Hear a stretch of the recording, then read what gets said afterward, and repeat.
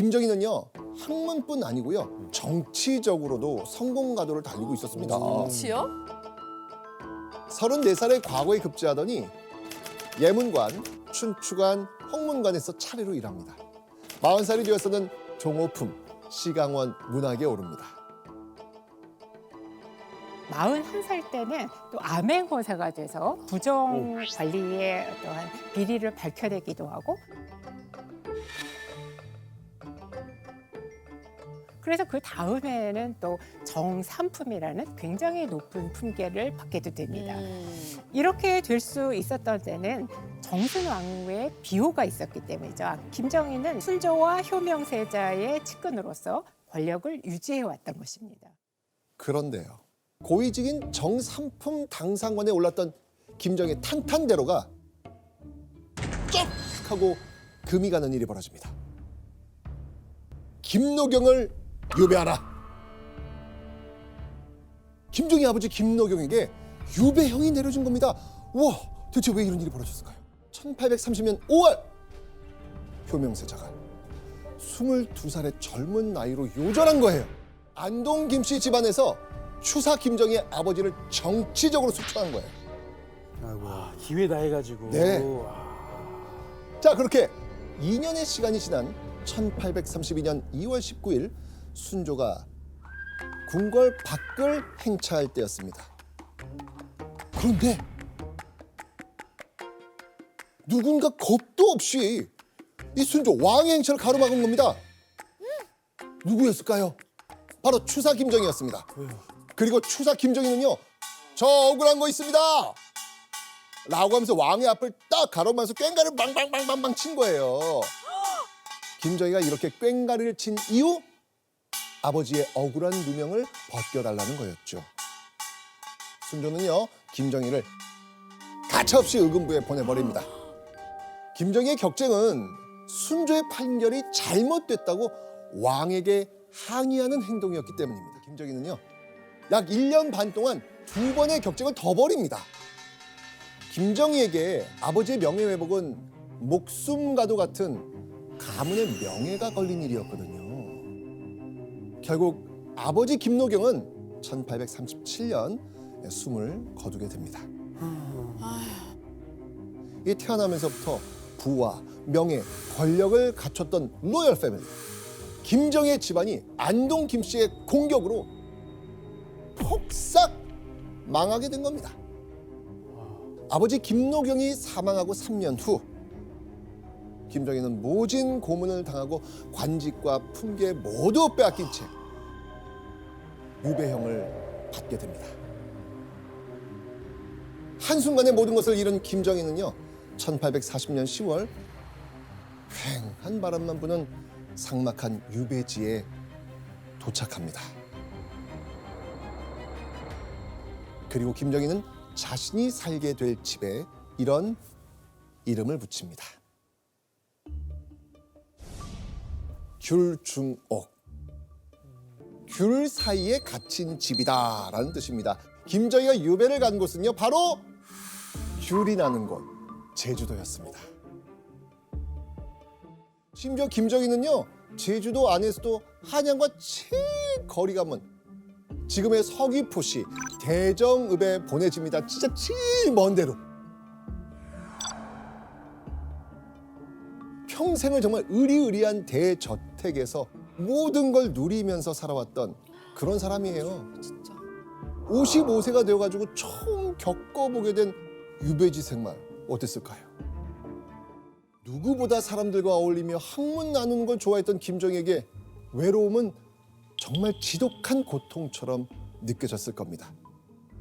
그런데요, 김정희를 괴롭힌 건 그런 정신적 고통뿐만이 아니었습니다. 김정희가 잠을 자는 침실에는요, 손바닥만한 거미와 지네가 우글우글 기어다니고 있었거든요. 잠자리는 너무 불편하고요. 밥상은 평소와 달리 완전 초라했습니다. 결국 김정희는 밥 한 술 넘기기 힘들어하더니 붓을 쥐고 편지를 씁니다. 견디다 못한 김정희가 SOS를 보낸 거예요. 서울서 진장을 살 도리가 있다면 다소간 사 보내게 하여 주십시오. 변변치 아니한 진장은 얻어 보내도 부질없습니다. 민원은 연하고 무름한 것으로 가려 사 보내게 하십시오. 어란도 거기서 먹을 만한 것을 구하여 보내십시오. 김정희가 자신의 아내에게 보낸 편지입니다. 진장이 뭐냐면요. 검은 통으로 쓴 메주로 담은 최고급 간장이에요. 자, 이어서 이 민어는요. 왕의 수라상에 꼭 올라오는 고급 생선입니다. 그리고 김정희는 조선시대 캐비어를 할 수 있는 이 어란을 보내달라는 당부도 잊지 않습니다. 먼 제주에서 온 남편의 부탁이잖아요. 아내 예한이 씨는 진장에, 민어에, 어란은 물론이고요. 인절미에, 약식까지 정말 바리바리 싸서 보냅니다. 보내요? 네, 보냅니다. 그런데 말입니다. 이 아내의 선물이 도착할 때마다 김정희는 인상을 찌푸립니다. 아하. 무슨 일일까요? 한양에서 제주까지 운 좋으면 2달이에요. 와. 아내가 정성껏 구해서 보낸 음식이 상해서 온 겁니다. 그래서 먹을 수 있는 게 얼마 없었던 거예요.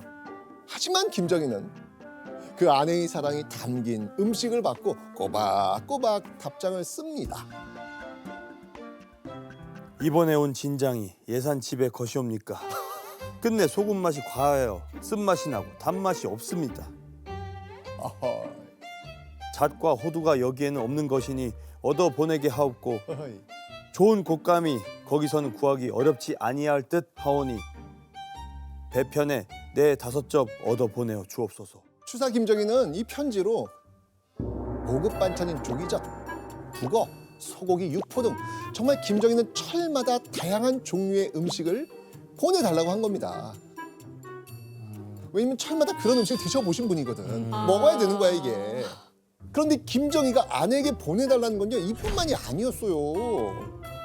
솜을 얇게 둔 차려봇, 빨래한 저고리와 바지, 껴입는 긴팔 조끼, 아하. 우명으로 만든 바지와 두루마기, 아하. 반찬 담을 그릇, 백합 인양, 천문동 인양, 길경 1량, 계피 3전, 귤피 3전을 곱게 빻아 가루로 만들어 당 1말과 잘 섞어 2번 볶아 만든 수수 엿. 끝.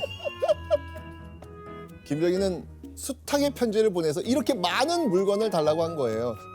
그리고 자신이 먹을 엿을 이렇게 만들어 달라면서 아주 상세한 레시피까지 적어서 보낸 겁니다. 그런데 김정희가 보낸 레시피는요 이뿐만이 아니었습니다.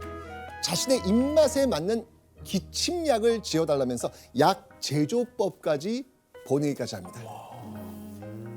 하인들은요 편지와 짐을 들고 한양과 제주 사이를 셀 수 없이 오갑니다. 귤중옥에 갇혀 지냈던 김정희에게 이 편지는요 그나마 외부와 연결될 수 있는 소통 창구였던 겁니다. 그런데 김정희가 귀양 생활한 지 2년이 지났을 무렵이었습니다. 한양에 있는 동생으로부터 편지가 옵니다. 편지에는 아내에 대한 이야기가 있었습니다. 편지를 다 읽은 김정희는요 안절부절 못하더니 급하게 붓을 듭니다. 자, 이 김정희가 어떤 편지를 썼을지 도경 씨가 한번 4번째 편지 읽어주시죠. 요사이 계속해서 병환을 떼지 못하오시고 더욱 악화한 듯한데 벌써 여러 달을 지체하니 불편이 크시겠소. 우록정을 자시나 보은데 그 약으로나마 움직일 수 있을지 멀리서 걱정되오. 알아누웠구나. 아파. 김정희 아내가 병으로 알아 누웠다는 겁니다. 당장이라도 아내에게 달려가고 싶은 마음은 굴뚝 같지만 그럴 수 없잖아요. 김정희는 아내가 먹고 있는 약 사슴뿔을 달여 만든 우록정이 효과가 있는지 걱정하며 편지를 보낸 겁니다. 그리고 한 달이 지난 1842년 12월 15일 애타게 아내의 소식을 기다리면서 편지를 쓰던 김정희에게 아내의 소식이 담긴 편지가 도착합니다. 그런데 편지를 손에 쥔 김정희는 오열을 합니다. 아내가 이미 세상을 뜨고 말았다는 겁니다. 아이고. 추사 김정희는 아내의 장례에도 갈 수 없었습니다. 그 비통한 마음을 담아 아내의 제사상에 올릴 마지막 편지를 쓰죠. 이제 결국 부인이 먼저 죽었습니다. 먼저 죽는 게 뭐가 유쾌하고 만족스러워 나를 두 눈도 감지 못한 채 홀로 살게 한단 말이오. 푸른 바다만큼 긴 하늘만큼 나의 한은 끝이 없을 뿐입니다. 김정희는요, 아내에게 자신이 아내보다 먼저 죽겠다고 농담을 할 정도로 아내에 대한 사랑이 끔찍했던 겁니다. 사랑하는 아내를 잃고 극심한 우울감에 시달린 김정희. 김정희는 찢어질 듯 슬픈 마음을 이것으로 추스르기로 합니다. 바로 글씨를 쓰는 거였습니다. 얼마 후 글을 쓰는 걸로 아내를 잃은 슬픔을 달래던 김정희 앞으로 아주 반가운 보따리가 하나 도착합니다. 바로 최고급 문방사우. 그리고 청나라의 최신 학술서와 소식이 들어있었던 겁니다. 김정희를 스승처럼 모신 이상적이라는 인물입니다. 제자가 보낸 거고.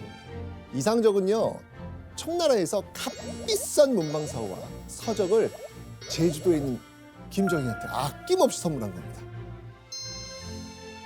김정희는 글씨를 쓸 땐 무조건 갓 떠온 맑은 샘물에 먹을 으깼고요. 족제비털, 사냥털, 쥐수염이 들어간 최고급 붓으로 썼다고 합니다. 그리고 1844년의 어느 날 이상적은요, 김정희가 보낸 깜짝 선물을 받게 됩니다. 야, 이 작품은 세한도라는 작품입니다. 세한이라는 것은 한겨울의 추운 날씨라는 뜻인데 쓸쓸하고 외로운 그 추사 김정희의 마음 상태를 그려낸 건데요. 정말 알뜰살뜰 본인을 챙겨준 이상적을 위해서 글과 그림을 써내려간 작품입니다. 여기에 그려진 소재들은 회화라기보다는 일종의 상징 기호처럼 여러분들이 읽어주셨으면 좋겠어요. 저기 나오는 칡백나무와 소나무는 의리를 아는 어떠한 선비의 마음을 상징하고요. 그 아래 작은 집은 그런 선비가 역시 청렴하다라는 점, 그것을 상징합니다. 그리고 특히 저 소나무 오른쪽 가지가 마치 손처럼 우선시상이라는 네 글자를 마치 받들고 있는 것 같거든요. 여기서 우선은 이상적의 호예요. 그럼 결국 저 칡백나무가 이상적을 뜻하는 거네요? 그렇게 해석할 수 있습니다. 그래서 많은 분들이 저쪽에 올곧게 솟은 칡백나무는 네. 젊은 이상적이고 옆에 틀어질 듯한 소나무는 김정희 본인이 아닐까, 그런 설명도 가능할 것 같아요. 지금 본 이 세안도의 길이는요, 약 1m 정도가 됩니다. 그런데 현재 전해지고 있는 세안도는 길이가 다릅니다. 그 이유는 무엇일까요? 보세요. 예? 이야. 이렇게 길어요? 14.7m. 1m였던 세안도가 총 길이 약 14.7m의 거대한 작품으로 바뀌었습니다. 자, 대체 왜 길이가 달라졌을까요? 지금의 댓글 있죠, 댓글. 댓글? 지금의 댓글을 쓰는 것처럼 당시 청나라 문인들이 이 세안도를 보고 남긴 감상평이에요. 추사라는 이름 일찍 들어는 보았으나 아쉽도다. 한 번도 만나지 못했네. 가시에 상처를 입고 몸은 곤궁하나 도는 변함이 없구나. 이상적이 이 세한도를 가지고 북경에 들어갔죠. 그래서 알고 있는 지인들의 모임에서 이 그림을 보여준 거예요. 네. 이렇게 많은 중국의 문인들이 조선 문인의 작품 하나에다가 이렇게 함께 글을 남긴 것은 세한도가 처음이라고 할 수 있어요. 이상적이 근데 이 그림을 왜 청나라로 가지고 왔을까요? 왕웅이라는 청나라 문인은요, 어찌나 이 김정희의 글씨를 좋아했던지 김정희 글씨를 돌에 새기고 탁본까지 떴습니다. 비록 몸은 제주도의 유배 중이었지만 김정희 명성만은 청나라에서 점점 높아져 갔던 것이죠. 유배지에서 서예계의 한류 스타가 된 김정희. 김정희가 유배를 온 지도 어느덧 8년이 지나가고 있었습니다. 오랜 유배 생활에 지친 김정희는 병마와 싸우고 있었습니다. 그러던 1848년 12월 30일 김정희에게 편지가 한 통 도착합니다. 그런데 편지를 받은 김정희가 갑자기 마당에 엎드려서 절을 하기 시작합니다. 8년 3개월 만에 드디어 김정희가 유배에서 풀려난 겁니다. 와. 어떻게 8년. 조선의 왕 헌종은 조정을 집어삼킨 안동 김씨 가문을 견제하기 위해서 김정희를 복귀시킬 계획이었던 것이죠. 그런데요, 김정희의 조정 복귀 계획은 물거품처럼 사라질 수밖에 없었습니다. 석방 명령을 받고 6개월 뒤 1849년 6월 6일 헌종이 사망한 겁니다. 맞아. 결국 한양으로 돌아온 김정희는요, 조정으로 복귀하기는커녕 방에 틀어박혀 글만 써야 했습니다. 그런데 이때 이 추사 김정희가 깜짝 선물을 받게 됩니다. 선생을 뵌 적은 없지만 선생의 학문을 오래도록 존경하고 있습니다. 그래서 이 그림을 보내드립니다. 그림이 괜찮다 싶으면 수염을 한번 쓰다듬으시며 웃고 즐겨주십시오. 이 왼쪽 아래는요, 바로 이 그림을 보낸 청나라 문인 정조경입니다. 자, 그럼 이 오른쪽 남자는 누굴까요? 김정희? 맞습니다. 바로 김정희입니다. 김정희를 한 번도 만난 적이 없지만 존경하는 마음으로 편지와 그림을 보낸 겁니다. 지금으로 치면 팬레터, 와. 팬레터를 보낸 거예요. 대박이다. 이젠 지위도 권력도 없는 추사 김정희였지만 그를 받으려는 사람들로 집에 문지방이 다를 정도였다고 합니다. 와. 야. 그 삶도 멋지네요. 자, 그런데요, 한양 생활에 조금씩 적응해 나갈 무렵 김정희는 또다시 한양 밖으로 쫓겨나게 됩니다. 당시 김정희 친구들은요, 안동 김씨 반대편에 서서 조정을 이끌어가고 있었거든요. 하지만 이마저도 못마땅하게 생각한 안동 김씨 일가가 또 김정희를 공격했고, 결국 김정희는 함경도 북청으로 또 유배를 갑니다. 유배. 그리고 북청 유배지에서 김정희는 또 다른 결실을 맺게 되죠. 오랜 시간 마무리 짓지 못했던 글을 완성한 겁니다.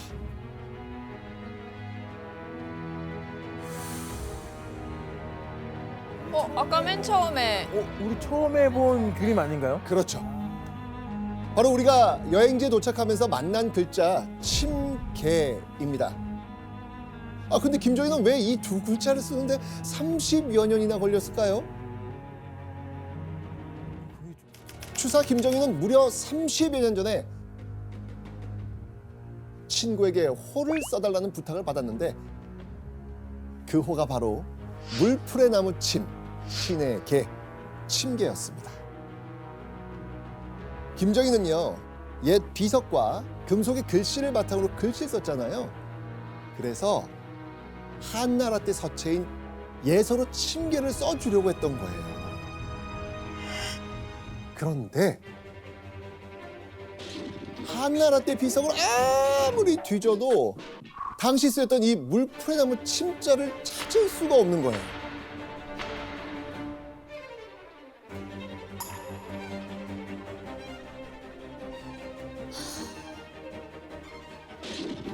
그렇게 약 30년이 지난 어느 날 백조 시대의 비석에서 예서와 가까운 침자를 찾아낸 겁니다. 그 글씨가 바로 이 침계의 침자인 거예요. 와, 이거 보면 이 김정희라는 사람은 어떤 사람처럼 보여요? 엄청 신중하고 그렇죠.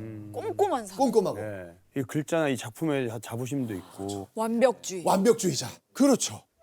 침계 두 글자에는 추사 김정희의 학문과 서에 대한 그 고집스러움, 그 장인 정신이 녹아 있는 겁니다. 누구도 흉내내지 못할 독창적인 필체, 추사체는요, 뜨거운 용광로에서 꺼낸 철을 수만 번 두드려 하나의 칼을 만드는 것처럼 추사 김정희의 서예에 대한 오랜 집념과 노력 끝에 완성된 겁니다. 그리고 1852년 8월 67세 김정희는 1년 만에 유배에서 풀려나게 되죠. 추사 김정희는 유배에 풀려난 후 경기도 과천에 새 터전을 마련하죠.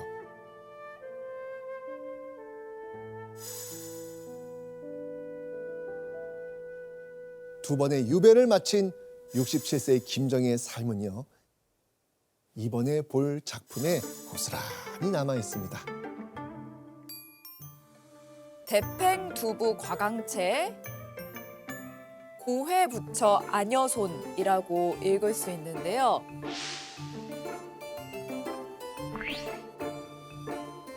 이 세상에서 가장 맛있는 반찬은 두부, 오이, 생강, 나물이고 이 세상에서 가장 아름다운 자리는 아내와 자식과 손자가 한자리에 있는 것이다. 이 글을 쓰던 당시 김정희는요, 먹고 사는 걱정은 물론이고요, 지인이 선물을 줘도 감례를 못해서 사과할 만큼 지독히 가난했습니다. 귀양살이 할 때도 반찬 투정을 했던 김정희잖아요.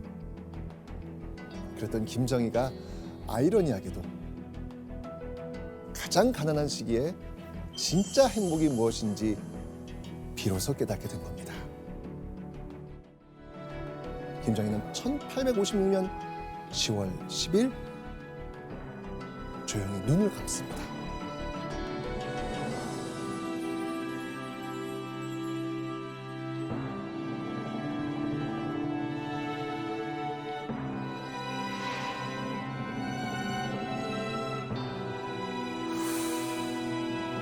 추사 김정희.